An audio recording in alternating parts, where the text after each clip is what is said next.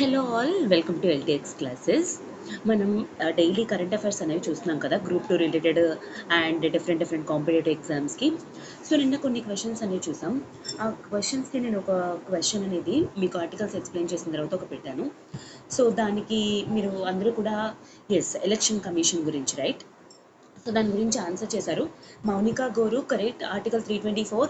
And also very good that మీరందరూ కూడా నిన్న మిస్ అవ్వకుండా స్వామి వివేకానంద బర్త్డేని 12th January national youth day కింద సెలబ్రేట్ చేస్తున్నారని చెప్పారు. అండ్ ఇంటర్నేషనల్ యూత్ డే కింద కూడా మనం నిన్న ఎక్స్ప్లెయిన్ చేయడం జరిగింది. Correct. And Devi Prashanthi, yes, January 12th and Swami Vivekananda birthday, correct. And see article 324, very good. And Vasu పిచ్చిగా, you most welcome Vasu garu. And see article 324, 12th January, Swami Vivekananda garu, it's birth anniversary, correct. Okay, so remember these points. ఎందుకు నేను చెప్తున్నాను, మీకు questions ఇస్తున్నాను, questions అడుగుతున్నాను అంటే so that దానికి related మీరు రీసెర్చ్ చేస్తారు. అండ్ తర్వాత అదే క్వశ్చన్స్ ఇఫ్ అట్ ఆల్ మనకి ఎగ్జామ్లో రిపీట్ అయినట్లయితే how come we need know that. అంటే ఇంటర్నేషనల్ యూత్ డే కాకుండా నేషనల్ యూత్ డే అని మనకు కరెంట్ అఫైర్స్ అడగొచ్చు question, or otherwise Swami Vivekananda గురించి అడగొచ్చు, ఎలాగైనా మనకు questions అడిగేసుకోకుంటుంది.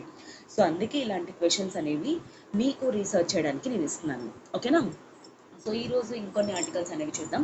But before that we shall see something that మన ఎల్టీఎక్స్ క్లాసెస్ వాళ్ళు ఇప్పుడు ఏపీఎస్సి గ్రూప్ 2 కోసం అని చెప్పేసి రీసెంట్గా రివైజ్ చేసిన సిలబస్ 2023 సిలబస్ ప్రకారంగా ఏపీఎస్సి గ్రూప్ 2లో ప్రతి సబ్జెక్ట్ని కూడా కవర్ చేస్తూ, అది కూడా సివిల్స్ ఫ్యాకల్టీ చేత క్లాస్ టీచ్ చేయబడి క్లాసెస్ అనేవి ఇప్పుడు అవైలబుల్గా ఉన్నాయన్నమాట.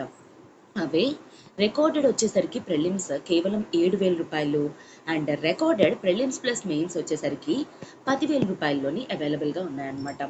అండ్ వీటితో పాటు ఈదర్ ప్రిలిమ్స్ తీసుకున్నా మెయిన్స్ తీసుకున్నా మీకు ఫ్రీ టెస్ట్ సిరీస్ అనేది కూడా ప్రొవైడ్ చేస్తారు. అలానే మీకు లైఫ్ టైం వ్యాలిడిటీ ఆపర్చునిటీ అనేది కూడా వస్తుంది. Remember that. అండ్ దీనికి రిలేటెడ్ మీకు ఏమైనా ఎంక్వైరీస్ కానీ ఉంటే కాల్ 7893899553, ఈ నెంబర్కి కాల్ చేసి మీ డౌట్స్ అనేవి క్లియర్ చేసుకొని జాయిన్ అయ్యే ప్రయత్నం అనేది చేయండి. సో ఈరోజు మనం మరి ఆలస్యం చేయకుండా ఈరోజు మనం కొన్ని ఆర్టికల్స్ అనేవి కవర్ చేయడానికి ట్రై చేద్దాం. Before that, happy independence day to everyone.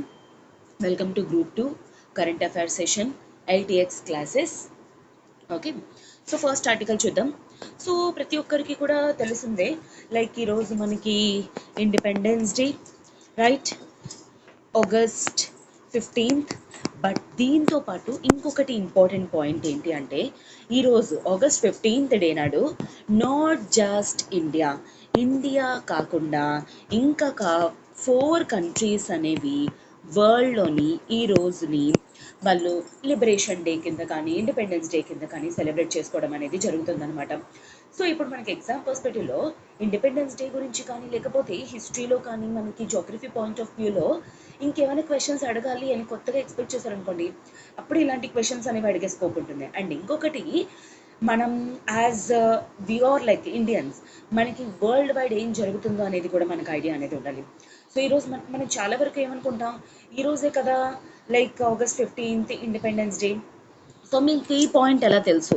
August 14th వచ్చేసరికి ఎవరు, పాకిస్తాన్ వాళ్ళు ఇండిపెండెన్స్ డే కింద సెలబ్రేట్ చేసుకుంటున్నారు. అఫ్ కోర్స్ నైట్ బ్రిటిషర్స్ వాళ్ళు ఇండిపెండెన్స్ డిక్లేర్ చేసినందుకు కారణంగా వాళ్ళు 14th, మనం 15th.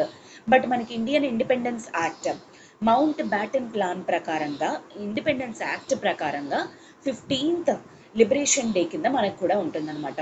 బట్ పాకిస్తాన్ వాళ్ళు మాత్రం 14th నాడు సెలబ్రేట్ చేస్తున్నారు. ఇండియాలోని మనమేమో వచ్చి 15th డే నాడు సెలబ్రేట్ చేస్తున్నాం, రైట్? ఇది బ్యాక్గ్రౌండ్ వచ్చేసరికి. అయితే ఇదొక్కటే కాకుండా ఇంకా గ్లోబల్ లెవెల్లో 4 కంట్రీస్ ఆగస్ట్ 15th డే నాడు సెలబ్రేట్ చేసుకోవడం జరుగుతుంది. అవేంటో అనేది తెలుసుకోవడానికి ట్రై చేద్దాం. ఫస్ట్ వచ్చేసరికి ఫస్ట్ ఇండియా తీసేయండి. సెకండ్ కంట్రీ వచ్చేసరికి మనకి ఎవరంటే రిపబ్లిక్ ఆఫ్ కాంగో. సో మీరు ఇప్పుడు ఇంకొక పని ఏం చేస్తారు తెలుసా? సో నేను ఇప్పుడు ఆ కంట్రీస్ తాలూకా మ్యాప్స్ అన్నీ కూడా నేను ఇక్కడ ప్లేస్ చేయలేకపోయాను యాక్చువల్లీ. సో అన్నీ పెట్టడానికి కానీ ఇలా కొన్ని పెట్టడానికి కానీ నేను ఎక్కడ రాస్తాను ఏంటో తెలియక నేను ప్లేస్ చేయలేకపోయాను. సో మీరు ఇమీడియట్లీ ఏం చేస్తారంటే క్లాస్ అయిపోయిన తర్వాత ఈ ఆర్టికల్లోని మన ఏ కంట్రీస్ అయితే అపార్ట్ ఫ్రమ్ ఇండియా కాకుండా మిగతా 4 కంట్రీస్, సో ఆ 4 కంట్రీస్ని కూడా మీరు మ్యాప్లోని లొకేట్ చేయడానికి ట్రై చేయండి. సో దట్ ఈవెన్ లొకేషన్ గురించి మనకు అడిగిన క్వశ్చన్స్ అనేవి జాగ్రఫీలో ఏ ఒక్కటి కూడా మనం మిస్ అవ్వకూడదు. So that is the reason well. Republic of Congo అనమాట. సో దీన్ని కాంగో బ్రెజావైల్ కూడా అంటారు. ఫ్రాన్స్ నుండి వీళ్ళకి 1960లోని, ఓకే, 1960లోని రిపబ్లిక్ ఆఫ్ కాంగో వాళ్ళకి ఫ్రాన్స్ నుండి, ఎవరి దగ్గర నుండి, ఫ్రాన్స్ వాళ్ళ దగ్గర నుండి, యాజ్ లైక్ మనకి బ్రిటిషర్స్ నుండి వచ్చినట్టే వీళ్ళకి కూడా ఫ్రాన్స్ నుండి రిపబ్లిక్ ఆఫ్ కాంగో వాళ్ళకి 1960లోని లిబరేషన్ ఆర్ ఇండిపెండెన్స్ అనేది రావడం అనేది జరిగిందనమాట. ఓకేనా. So next north and south Korea ఇద్దరునమాట.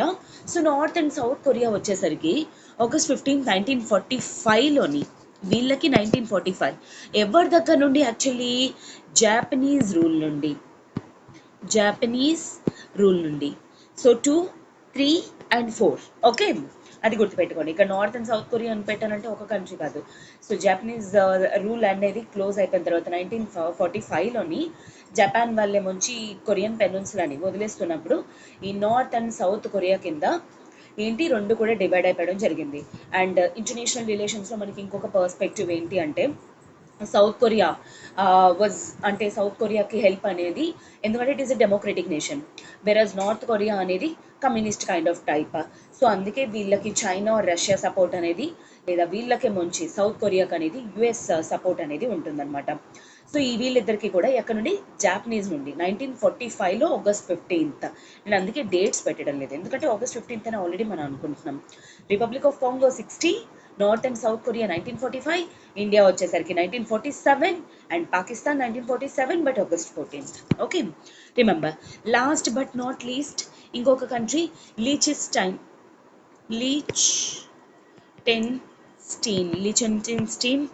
ఈ కంట్రీ వచ్చేసరికి ఇది యూరోప్లో పార్ట్ అనమాట, ఒక చిన్న కంట్రీ. బట్ వాట్ ఎవర్, గుర్తుపెట్టుకోండి ఇక్కడ ఒక ఇంపార్టెంట్ పాయింట్ ఏంటి అంటే whether it is a small country or a big country or massive country ఏదైనా అవనియండి, ఇండిపెండెన్స్ అనేది ప్రతి ఒక్క కంట్రీకి, ఆటోనమీ అనేది వెరీ వెరీ ఇంపార్టెంట్. ఓకేనా. So in that context Liechtenstein కూడాను యూరోప్లోని స్విట్జర్లాండ్కిను ఇంకా ఆస్ట్రియాకి మిడిల్లో ఉందన్నమాట. సో వీళ్ళు ఎవరి కంట్రోల్లో ఉండేవాళ్ళు, జర్మన్ కంట్రోల్లో ఉండేవాళ్ళు. అయితే వీళ్ళకి August 15th 1866లోనే జర్మనీ నుండి వీళ్ళకి ఇండిపెండెన్స్ అనేది రావడం జరిగింది. బట్ ఆ రోజు వాళ్ళకి అంటే ఆటోనమీ కానీ ఇండిపెండెన్స్ కానీ డిక్లేర్ చేయలేదు. అయితే ఎప్పుడు డిక్లేర్ చేశారు వీళ్ళు నేషనల్ డే కింద, 1940 నుండి August 15th రోజుని లీచెన్స్టీన్ అప్పటి నుండి కూడా 1940 నుండి కూడాను వీరు లిబరేషన్ కింద ఆర్ ఇండిపెండెన్స్ డే కింద సెలబ్రేట్ చేసుకోవడం అనేది జరుగుతుంది. ఈవెన్ దో వాళ్ళకి ఎప్పుడు వచ్చేసింది 1866లోనే, బట్ ఒఫీషియల్గా డిక్లేర్ చేసుకొని August 15th సెలబ్రేట్ చేసుకుంటుంది మాత్రం from 1940. Okay, so these are the points you need to remember. So apart from India, Republic of Congo, అలానే north and south Korea and Liechtenstein. Okay, so ఇవన్నీ కూడా especially north and south Korea anyways మీకు తెలుసు, but లీచెన్స్టీన్ ఇది మాత్రం యూరోప్లో ఎక్కడుంది, Switzerland and ఆస్ట్రియాకి sandwich అయ్యి ఉంటుందన్నమాట ఈ లీచెన్స్టీన్ అనేది. ఇది ఎక్కడుందో అనేది లొకేట్ చేసుకోవడానికి ట్రై చేయండి. ఓకేనా. సో నెక్స్ట్ ఆర్టికల్ వచ్చేసరికి మనకి ఏంటి అంటే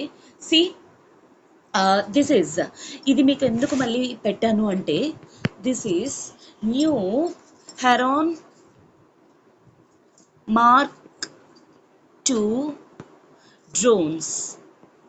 So this is very very important.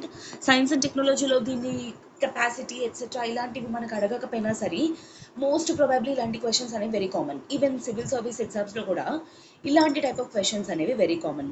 Heron mark 2 recently Indian air force అనేది ఎక్వైర్ చేసుకుంది, లేదా కరెంట్ అఫైర్స్ చూసాము. అదేంటది, మిసైల్సా, లేకపోతే యాంటీ ట్యాంక్ గైడెడ్ మిసైల్సా, లేకపోతే అవి డ్రోన్సా, అండర్ వాటర్ వెహికల్సా, ఇలాంటి టైప్ ఆఫ్ క్వశ్చన్స్. మనం ఆల్రెడీ మన ఈరిస్ అనేది చూసాం, నిరాక్షి, రైట్.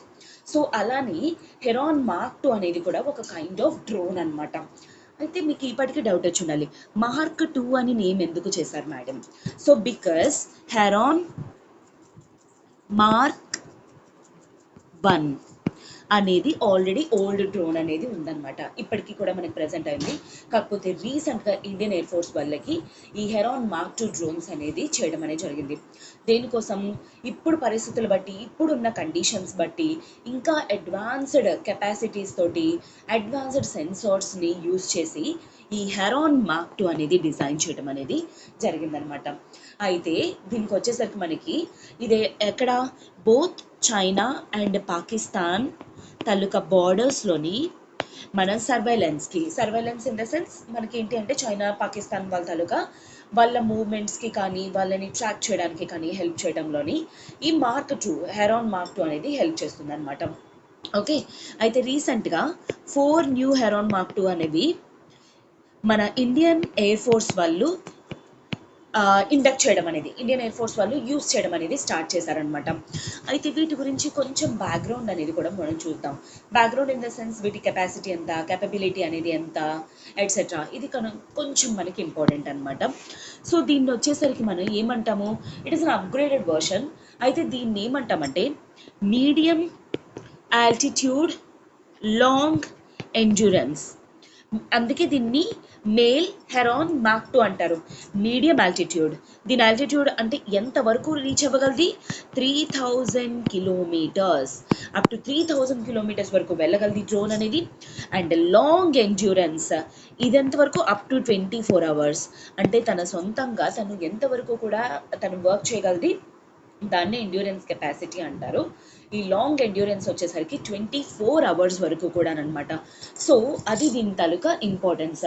సో దీనివల్ల ఏంటి అంటే అంటే ఎనిమీ కంట్రీస్ ఎస్పెషల్లీ వాళ్ళ తాలూకా మూమెంట్స్ని లాంగ్ టైంలో మనం ట్రాక్ చేయడంలోని హెరాన్ మార్క్ 2 అనేది ఇండియన్ ఎయిర్ ఫోర్స్ వాళ్ళకి హెల్ప్ చేస్తుంది అనమాట. సో దీని నుండి లాంగ్ టర్మ్ మిసైల్ అంటే లాంగ్ రేంజ్ మిసైల్స్ కానీ ఎట్సెట్రా ఇవన్నీ కూడా ప్లేస్ చేసే స్కోప్ అనేది కూడా ఈ డ్రోన్ అనేది మనకి ప్రొవైడ్ చేస్తుంది ఎయిర్ ఫోర్స్ వాళ్ళకి. అండ్ దట్టు నేను చెప్పాను మార్క్ 1కి మార్క్ 2కి డిఫరెన్సెస్ ఏంటి. సో అడ్వాన్స్డ్ సెన్సార్స్ అనేవి, సో దీంట్లో ఎటువంటి సెన్సార్స్ అనేవి యూజ్ చేశారో చూడండి. ఒకటి సింథటిక్ అపార్చర్ రేడార్. ఈ సింథటిక్ అపార్చర్ రేడార్ అనేది ఏ వెదర్ కండిషన్స్లో ఉన్నా సరే, అంటే వర్షాలు పడుతున్నా లేకపోతే డే ఆర్ నైట్ ఎటువంటి వెదర్ కండిషన్ అనేది ఉన్నా సరే ఎగ్జాక్ట్గా టార్గెట్ని డిటెక్ట్ చేయడంలోని ఈ సింథటిక్ అపార్చర్ రేడార్ అనేది హెల్ప్ చేస్తుంది అనమాట. అండ్ అలానే ఎలక్ట్రో ఆప్టికల్ ఆర్ ఇన్ఫ్రారెడ్, ఇదొక సెన్సార్ అనమాట. ఈ కెమెరా వచ్చేసరికి ఏంటి అంటే మనకి ఇది ఎందుకు హెల్ప్ చేస్తుందంటే టార్గెట్ ఐడెంటిఫికేషన్ కోసం. అంటే ఇప్పుడు ఫర్ ఎగ్జాంపుల్ మనకి పాకిస్తాన్ బార్డర్లో ప్లేస్ చేసాం ఈ డ్రోన్ అనేది. అయితే ఇలా ప్లేస్ చేసినప్పుడు టార్గెట్ అనేది ఇండియనా లేకపోతే పాకిస్తానియా లేకపోతే చైనా టార్గెట్ అనేది కరెక్ట్గా డిటెక్ట్ చేయాలి కదా.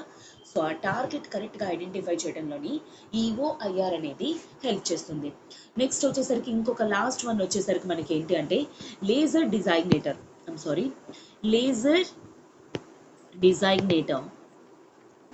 ఈ లేజర్ డిజైగ్నేటర్ వచ్చేసరికి మనకి ఎందుకు అంటే సో ప్రెసిషన్ టార్గెట్స్ కోసం. అంటే ఇప్పుడు ఫర్ ఎగ్జాంపుల్ టార్గెట్ అనేది ఇక్కడ లొకేట్ అయింది, సో ఇది చాలా డిస్టెన్స్లో ఉందనుకోండి. ఫర్ ఎగ్జాంపుల్ దీనికి మధ్య ఒక 2000 కిలోమీటర్స్ ఉందనుకోండి. సో ఇక్కడ నుండి టార్గెట్ చేస్తున్నప్పుడు ఎగ్జాక్ట్గా ఇక్కడ రీచ్ అవ్వాలి. సో ఎగ్జాక్ట్గా టార్గెట్ అనేది ఎక్కడ లొకేట్ అయ్యింది అని ప్రిసైజ్ టార్గెట్ కోసం లేజర్ డిజైగ్నేటర్స్ అనేవి కూడా యూజ్ చేయడం అనేది జరిగింది. సో ఇంత అడ్వాన్స్డ్ సింథటిక్ రెడార్స్ తోటి కెమెరాస్ తోటి సెన్సార్స్ తోటి చేశారు కాబట్టి ఇది heron mark 2 upgraded version of heron 1 అనమాట. So this is now Indian air force వాళ్ళు యూజ్ చేస్తున్నారు. ఎందుకంటే హెరాన్ మార్క్ 2 రీసెంట్గా చూసాం కదా, అది ఎవరు యూజ్ చేస్తున్నారు, నేవీ, ఆర్మీ, ఎయిర్ ఫోర్స్ అనే క్వశ్చన్స్ కూడా వస్తాయి. So it is nothing but Indian air force అనమాట. ఓకేనా. So this is the article. Now ఇంకొకటి మనకి దిస్ ఈజ్ ఇంపార్టెంట్ ఫ్రమ్, ఇది సైన్స్ అండ్ టెక్నాలజీలో ఇంపార్టెంట్, ఇది వచ్చేసరికి జోగ్రఫీలో. సో అయితే ఫస్ట్ ఆఫ్ ఆల్ చిన్న బ్యాక్గ్రౌండ్ అనేది చెప్తాను మీకు. So recently what happened, no confidence motion అనేది డిస్కషన్ అనేది జరుగుతుంది పార్లమెంట్లోని. ఎవరికి, ruling government and so called opposition party. Okay. So అయితే ఆ పార్టీలో అది ఆ మీటింగ్లో వచ్చేసరికి పార్లమెంటరీ మీటింగ్లో వచ్చేసరికి నరేంద్ర మోడీ గారు వాట్ హీ సెడ్, మన ప్రైమ్ మినిస్టర్ రాహుల్ గాంధీని క్వశ్చన్ చేస్తున్నప్పుడు అతన్ని మాట్లాడుతున్నప్పుడు, సో దేశద్రోహి అనేది it is not BJP and అలానే నరేంద్ర మోడీ వాళ్ళు కూడా కాదు, ఇట్స్ నథింగ్ బట్ ఈ కాంగ్రెస్ పార్టీ వాళ్ళు అండ్ వాళ్ళ తాలూకా ఫోర్ ఫాదర్స్ అన్నట్టుగా మెన్షన్ చేయడం అనేది జరిగింది. దానికోసం ఎగ్జాంపుల్ ఆర్ ఎగ్జాంప్లిఫై అనేది చేస్తూ కచ్చతీవు ఐలాండ్స్ని మెన్షన్ చేయడం అనేది జరిగింది. So first of all geography పర్స్పెక్టివ్లో కచ్చతీవు అనేది ఎక్కడ లొకేట్ అయ్యింది, ఇది ఏ కైండ్ ఆఫ్ ఐలాండ్, ఇది ఏ స్ట్రేట్లో ఉంది, ఎవరెవరికి మిడిల్లో ఉంది, ఇలాంటి టైప్ ఆఫ్ క్వశ్చన్స్ అనేవి four most important questions. And current అఫైర్స్కి వచ్చేసరికి వాట్ హ్యాపెండ్ అండ్ రీసెంట్లీ ఏం జరిగింది, ఇలాంటి టైప్ ఆఫ్ క్వశ్చన్స్ అనేవి మనకు అడిగే స్కోప్ అనేది ఉండింది. సో ఫస్ట్ ఆఫ్ ఆల్ నేను జోగ్రఫీ గురించి మీకు ఎక్స్ప్లెయిన్ చేస్తాను. సో కచ్చతీవు వచ్చేసరికి పాక్ స్ట్రేట్లో లొకేట్ అయ్యింది. అండ్ ఇది వచ్చేసరికి మనకి ఐలాండ్ అంటారు కదా, సో ఎందుకంటే చుట్టూ వాటర్ బాడీ అనేది ఉంది. ఇది వచ్చేసరికి ఏ ఐలాండ్, వోల్కానిక్ ఐలాండ్. ఓకే, అంటే వోల్కెనోస్ తట్టుగా, ఎందుకంటే ఐలాండ్స్ అనేవి యాక్చువల్లీ టూ కాంటినెంట్స్ అనేవి సెపరేట్ అవుతున్నప్పుడు ఒక పార్ట్ మిగిలిపోయినా లేకపోతే లోపల నుండి సర్ఫేస్ బాడీ అనేది ఇవాల్వ్ అవుతున్నా అలాంటప్పుడు ఐలాండ్స్ అనేవి ఫార్మ్ అవుతాయి, లేకపోతే కోరల్ ఐలాండ్స్ అని ఇలాంటివన్నీ ఉంటాయి. అలా డిఫరెంట్ ఐలాండ్స్లోని వోల్కానిక్ ఐలాండ్ అనేది ఒక కేటగిరీ. అంటే వోల్కెనో ఎరెక్ట్ అయినప్పుడు ఏంటి అంటే కొంత సాలిడ్ మెటీరియల్ అనేది కూడా రిలీజ్ అవుతుంది. ఆ సాలిడ్ మెటీరియల్ అంతా కూడా వాటర్ బాడీ మీద సస్టైన్ అయిపోతుంది. సో ఆ సస్టైన్ అప్పుడు ఒక ఐలాండ్స్ అనేవి ఫార్మ్ అవుతాయి. అలాంటి టైప్ ఆఫ్ ఐలాండే కచ్చతీవు ఐలాండ్ అనమాట. సో ఇది పాక్ స్ట్రేట్లో లొకేట్ అయింది. పాక్ స్ట్రేట్ అనేది ఎవరెవరికి మధ్య, ఇండియాకి శ్రీలంకకి మిడిల్లో ఉన్న స్ట్రేట్ని పాక్ స్ట్రేట్ అని చెప్పేసి అంటారు. అయితే ఇక్కడ మీరు అబ్జర్వ్ చేస్తే రామనంతపురం అండ్ శ్రీలంకకి మిడిల్లోని ఈ కచ్చతీవు ఐలాండ్ అనేది లొకేట్ అయ్యింది. అయితే వాట్ హ్యాపెండ్, ఎందుకు బీజేపీ వాళ్ళు ఇప్పుడు కచ్చతీవు ఐలాండ్స్ అనేది దేశద్రోహులు అన్నట్టు it was Congress forefathers అన్నట్టు మెన్షన్ చేశారు. వాట్ హ్యాపెండ్, అయితే ఎర్లియర్ ఏమొచ్చి బ్రిటిషర్స్ వాళ్ళు రూల్ చేసేటప్పుడు ఇండియాకి శ్రీలంకకి ఇద్దరు కూడా ఈక్వల్ పవర్స్ తోటి కచ్చతీవుని రూల్ చేయడం అనేది జరిగిందనమాట. అయితే ఆ తర్వాత ఇండిపెండెన్స్ తర్వాత అంటే బ్రిటిషర్స్ వాళ్ళు వెళ్ళిపోయిన తర్వాత అప్పుడు వరకు కూడాను ఏంటి, ఇండియా వాళ్ళు ఆ తర్వాత యాక్చువల్లీ కచ్చతీవు ఐలాండ్స్ అనేది రామానంతపురంలోని రాజు ఉండేవాడు. ఆ రాజు కంట్రోల్లోని కచ్చతీవు ఐలాండ్స్ అనేవి ఉండేవి. సో ఇండిపెండెన్స్ తర్వాత వాట్ హ్యాపెండ్, ఈ రామానంతపురం కింగే ఇంకా కంటిన్యూ చేస్తూ ఉండేవారు అనమాట. కాకపోతే తర్వాత ఇండియాకి శ్రీలంకకి మధ్య వే బ్యాక్ ఎప్పుడు మనకి 1974 ఆ టైంలోనమాట, 1974 ఆ టైంలోని ఇండియాకి శ్రీలంకకి ఆ పర్టికులర్ టైంలోని ఇందిరాగాంధీ గారు ప్రైమ్ మినిస్టర్గా ఉండేవాళ్ళు. సో శ్రీలంకకి ఇండియాకి మధ్య ఎటువంటి ఇష్యూస్ ఉండకూడదని చెప్పేసి మా 4 మారిటైమ్ బౌండరీ డిస్ప్యూట్స్ తాలూకా అగ్రిమెంట్స్ అనేవి సైన్ చేసుకోవడం అనేది జరిగింది. దాంట్లో పార్ట్ కింద కచ్చతీవు ఐలాండ్స్ని శ్రీలంక వాళ్ళకి ఇచ్చడం జరిగింది. ఆ పర్టికులర్ టైంలోని కచ్చతీవు తాలూకా ఇంపార్టెన్స్ కానీ ఆర్ కచ్చతీవు అనేది ఇండియాకి ఏ విధమైన రోల్ అనేది ప్లే చేస్తుంది అనేది ఐడియా లేక ఇందిరాగాంధీ గారు యాక్చువల్లీ ఐలాండ్ని శ్రీలంక వాళ్ళకి ఇచ్చేయడం అనేది జరిగింది. కాకపోతే ఇప్పుడు డిస్ప్యూట్స్ ఎందుకు కచ్చతీవు గురించి ఎస్పెషల్లీ అదే రైజ్ చేయడం జరిగింది, బికాస్ కచ్చతీవు అనేది ఇప్పుడు ఈ కంట్రీస్కి రెండింటికి కూడా బోత్ ఇండియా అండ్ పాకిస్తాన్ వీళ్ళిద్దరికీ కూడా ఇంపార్టెన్స్ అయిపోయింది. ఎందుకు, ఎస్పెషల్లీ ఇద్దరు కూడాను శ్రీలంక వాళ్ళు కానీ తమిళనాడు వాళ్ళు కానీ ఎస్పెషల్లీ ఫిషర్ మ్యాన్ తాలూకా రోల్ అనేది ఎక్కువ అయిపోవడం వల్ల. అయితే తర్వాత 1970s 80s తర్వాత ఏంటి, ఫిషర్మెన్ ఎక్కువైపోవడం అండ్ ఫిషింగ్ అనేది ఎక్కువైపోవడం, ఎక్స్పోర్టింగ్కి కూడా చేయడం, దాని ద్వారా ఫిష్ తాలూకా డెఫిసిట్ అనేది వచ్చేయడం వల్ల అలా కొత్త ఫిష్ కావాలి అనుకుంటూ ముందుకు వెళ్ళిపోయి కచ్చతీవు దాటేసి కచ్చతీవు దగ్గరికి వెళ్ళిపోవడం అనేది జరుగుతుంది.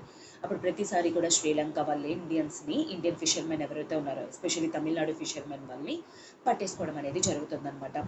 So this is the reason why actually ఆ రోజు ఇందిరాగాంధీ గారు ఒకవేళ చేయకపోయి ఉంటుంటే ఈరోజు కచ్చతీవు ఐలాండ్స్ వల్ల ఇండియన్ ఫిషర్మెన్ అనే ఎంతో వాళ్ళు బెనిఫిట్ అయ్యి ఉండేవారు.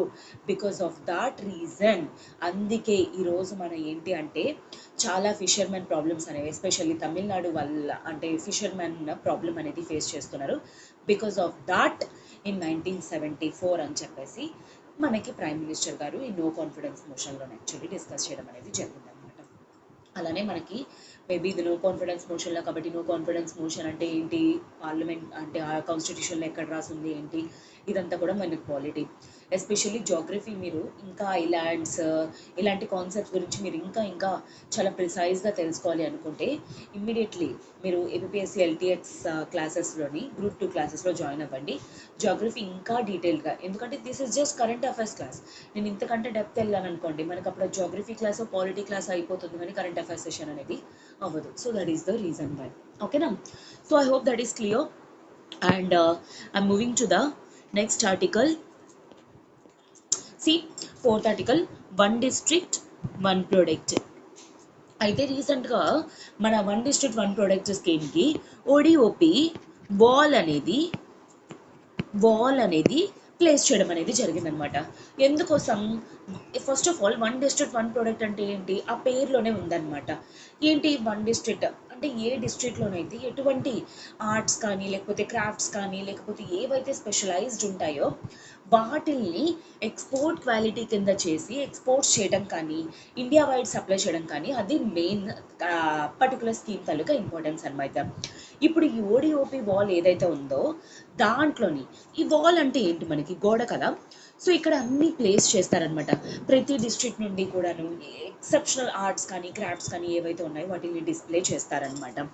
ఈ డిస్ప్లే చేయడం ద్వారా ఏం జరుగుతుంది, సో ప్రతి ఒక్కరికి కూడాను ఎన్ని ప్రోడక్ట్స్ అనేవి ఉన్నాయి, ఏ డిస్ట్రిక్ట్ నుండి ఎటువంటి స్పెషాలిటీ అనేది ఉంది, ఎటువంటి మెటీరియల్ ఉంది ఎట్సెట్రా, ఇదంతా కూడాను క్లియర్గా తెలియడానికి అండ్ దీని ద్వారా ఏంటి బిజినెస్ ఆర్ కామర్స్ అనేది ఇంప్రొవైజ్ అవ్వడానికి అనమాట.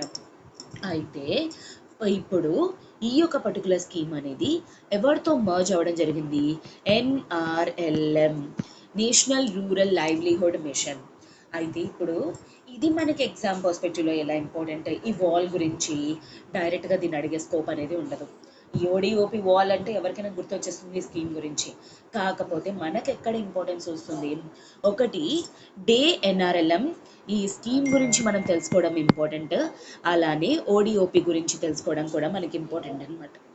సో దానికోసమే నేను ఈ ఆర్టికల్ అనేది చూస్ చేసుకోవడం జరిగింది.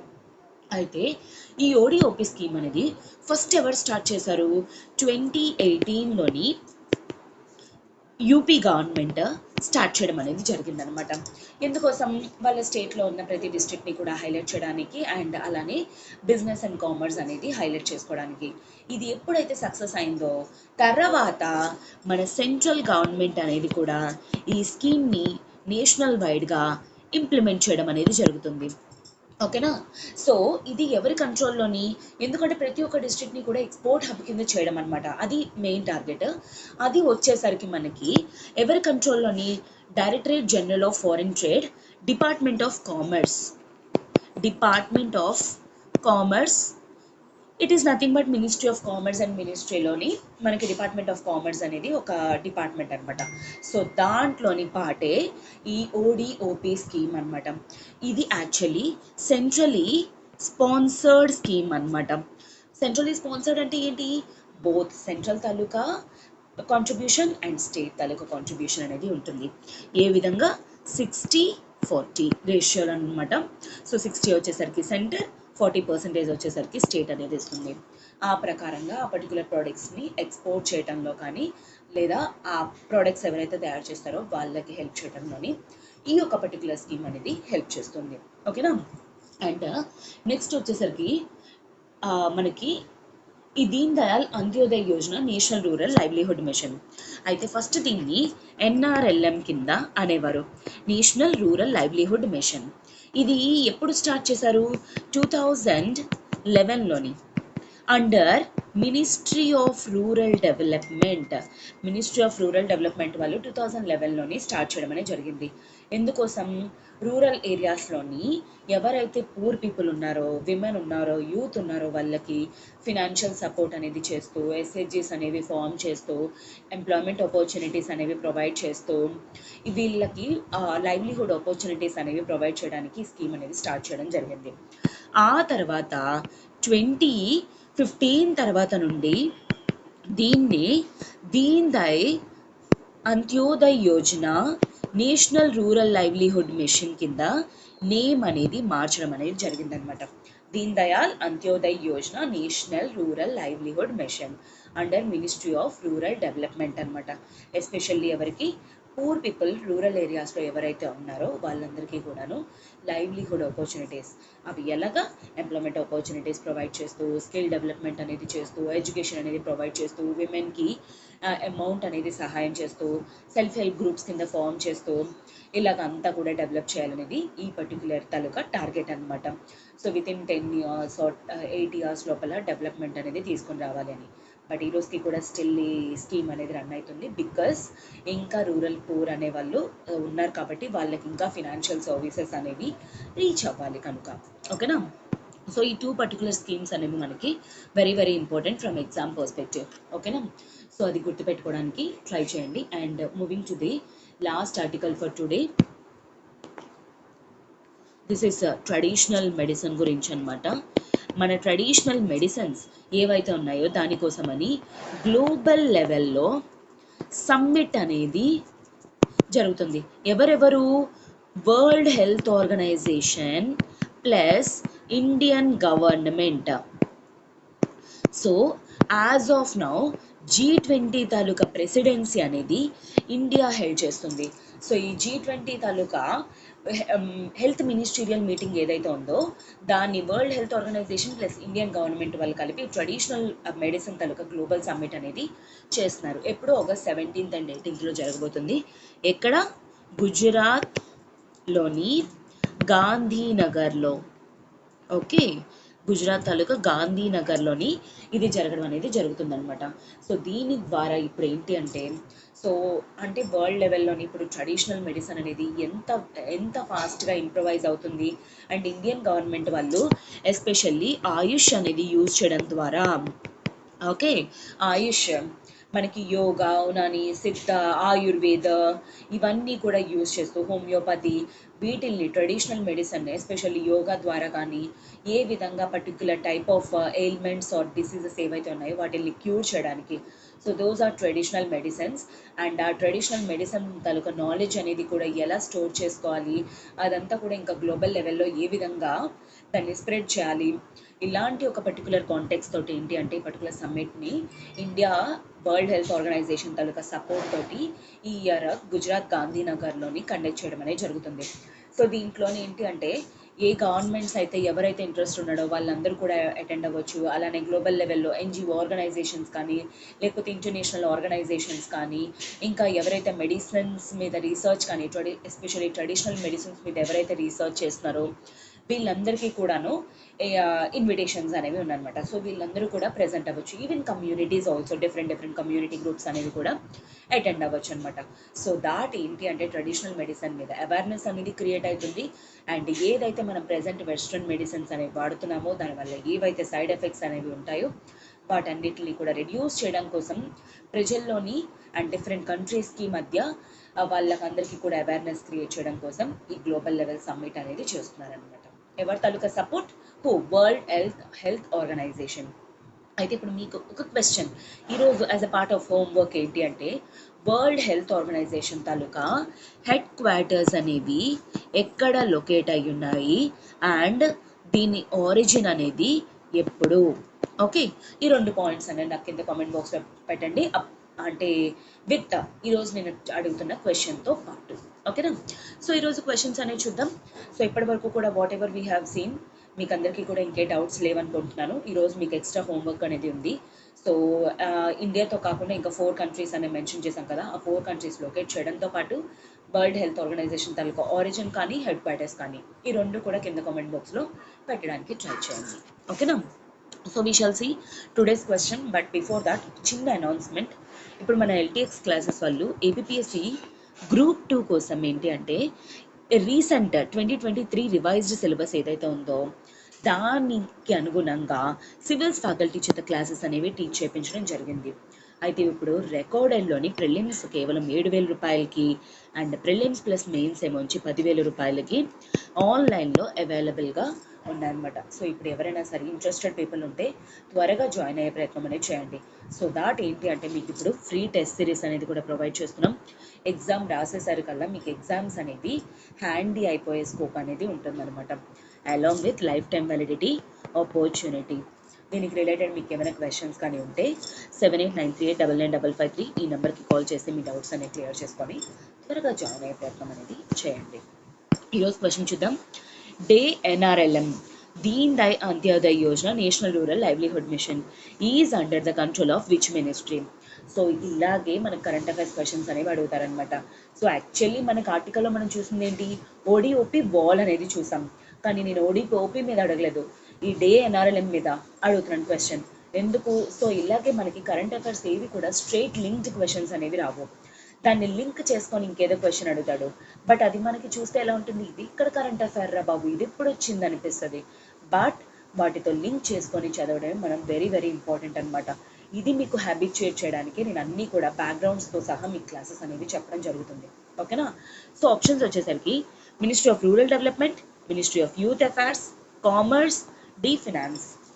కామెంట్ బాక్స్లో మీ ఆన్సర్ అనేది మెన్షన్ చేయండి. అపార్ట్ ఫ్రమ్ మీరు మ్యాప్ లొకేషన్స్తో పాటు అవి కూడా చేయడానికి ప్రయత్నం అనేది చేయండి.